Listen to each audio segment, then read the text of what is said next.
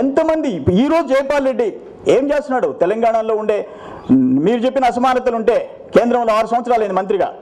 జైపాల్ రెడ్డి ఏం చేస్తాడు? బయట రాడే? ఇంత ఉద్యమం తగలబడిపోతుంటే ఒక్క మాట మాట్లాడే లేదా? ఆయనకి బాధ్యత లేదా? ఈ రాష్ట్రం తగలబడ ఒక union cabinet minister, equally chief minister, ఒక ముఖ్యమంత్రి ఈక్వల్ క్యాడర్. మాట్లాడితే ఆంధ్ర వాళ్ళు దోపిడీదారులు, ఆంధ్ర వాళ్ళు దొంగలు, ఆంధ్ర వాళ్ళు నాలుకలు చేస్తాం, తెగ్గొస్తాం అంటూ ఉంటే తెగ్గోయిండే ఏమవుద్ది? ఈ దేశం కోసం సైనికులు సస్తా ఉంటారు, అక్కడ ప్రాణాలు పోతూ ఉన్నాయి. ఎంతమంది ప్రాణాలు ఇవ్వటం లేదు? ఈ ఉద్యమంలో ఎంతమంది పోయినాయి? ఆంధ్రాలో తెలంగాణలో ఎంతమంది ప్రాణాలు పోయినాయి? ఒక్క వ్యక్తి అదేమంటే నేను ముందు ప్రాణం ఇస్తానంటాడు. 4 లక్షల మంది రెడీగా ఉండారంటాడు. ఆయన ఇచ్చేది లేదు. ఎంతమంది ప్రాణాలు పోయినా పర్వాలేదు. ఇది దేనికైనా ఉద్యమాలకి ఒక పద్ధతి ఉంది.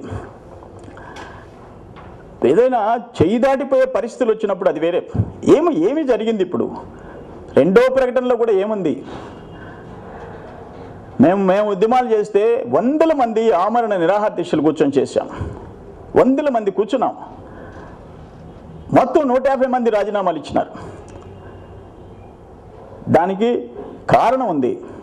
కలిసి ఉంటామనే ఒక మంచి ఉద్దేశంతో, ఒక మంచి మెసేజ్ కోసం మేము ఉద్యమం చేశాం. విడిపోతామని మీరు చెప్తున్నారు. ప్రధానమంత్రి మన్మోహన్ సింగ్ గారు వేర్పాటు వాదం సవాళ్ళను ఎదుర్కోండి అని చెప్పి ఒక పక్కన చెప్తుంటే వీళ్ళేమో వీధిని పడుతున్నారు.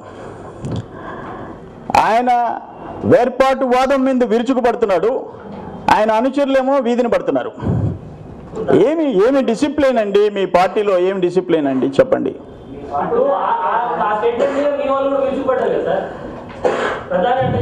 అయ్యా నేనేమంటానంటే వీటన్నిటికీ కారణం ఈ ప్రాంతంలో, ఆ ప్రాంతంలో ప్రాంతాల వారీగా విద్వేషాలకి కారణం కాంగ్రెస్ పార్టీ అంటున్నాను నేను.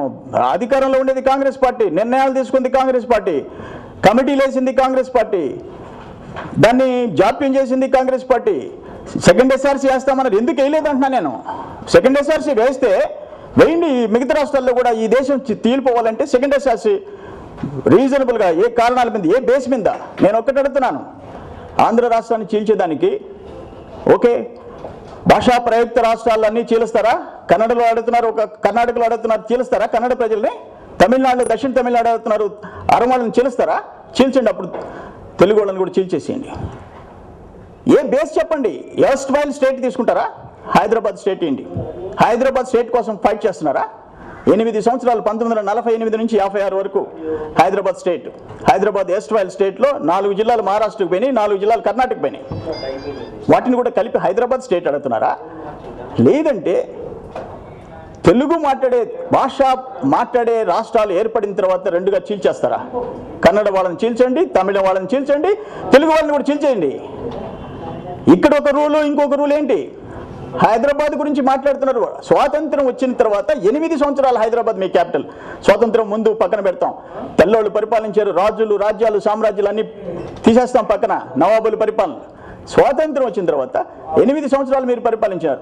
54 సంవత్సరాలు ఆంధ్రప్రదేశ్ క్యాపిటల్, 54 సంవత్సరాలు ఆంధ్రప్రదేశ్ క్యాపిటల్. మాకు లేదా హక్కు? హైదరాబాద్ పేరెత్తితే నాలుకలు తెగ్గొస్తారా? ఎక్కడ న్యాయం అండి ఇది అని అడుగుతున్నా నేను.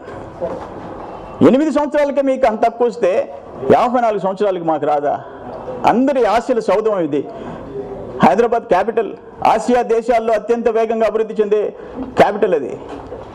అందరు పెట్టుబడులు ఇక్కడ పెట్టుకున్నారు, 1000 కోట్లు ఇక్కడ పెట్టుబడి పెట్టారు. అందుకని ఏదైనా జస్టిఫికేషన్ ఉండాలా? ఇప్పటికైనా మేము కోరుకునేది ఏంటంటే విధ్వంసాలు ఆపండి. రాష్ట్రం ఇంకా సర్వనాశనం అయిపోయేదానికి కారకులు కావద్దని చెప్తున్నా. ఎవరైనా సరే, ఏ పార్టీ వాళ్ళైనా సరే రెచ్చగొట్టే ప్రసంగాలు చేసి విధ్వంసాలకు కారకులు కావద్దని చెప్పేసి మేము రిక్వెస్ట్ చేస్తున్నాం. సోదరా, మేము వదిలేదట్లే ఉన్నాను. ఏమో బ్రదర్, నేను ఆ పరిస్థితి మీరు ఆలోచించండి. మాది కూడా ఒక రాజకీయ పార్టీ అనే సంగతి మర్చిపోకండి. అదే నేను చెప్తున్నాను, అదే చెప్తున్నాను. ఈ రాష్ట్రంలో సమైక్యం కోసం పార్టీ పుట్టినప్పటి నుంచి 2008 వరకు దాని నినాదానికి కట్టుబడిన వాళ్ళం మేము అంటున్నాను. రాజకీయ పరిస్థితుల్లో Congress separate state, CPI separate state, BJP అన్న తర్వాత ఇక్కడుండే తెలంగాణ సోదరుల సెంటిమెంట్ని గౌరవించి ఒక నిర్ణయం తీసుకున్నాం. దాని మీద ఈరోజు ప్రజల మనోభావాలు బయటపడ్డాయి. ఇప్పుడు 9వ తేదీన, డిసెంబర్ 9వ తేదీన ఆంధ్ర, రాయలసీమ, హైదరాబాద్, గ్రేటర్ హైదరాబాద్, ఎంఐఎం ఇంతమంది అభిప్రాయాలు బయట వచ్చిన తర్వాత